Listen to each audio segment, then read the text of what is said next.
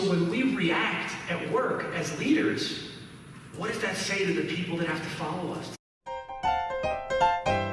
We were at dinner for my dad a couple years ago, and the server at the restaurant we were at had a seizure. I froze. I didn't know what to do. Thankfully, my dad's brother and his son are both firefighter EMTs. They were first responders. They knew how to respond, not react.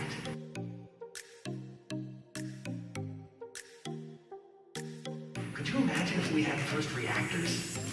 People with guns showed up and, oh my God, there's blood, what do I do? I'm shooting him, I'm shooting him. That would inspire no confidence, right?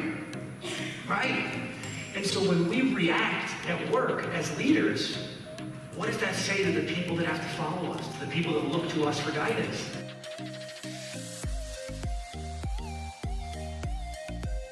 What would happen if instead of reacting, we had the tools that we needed to respond effectively?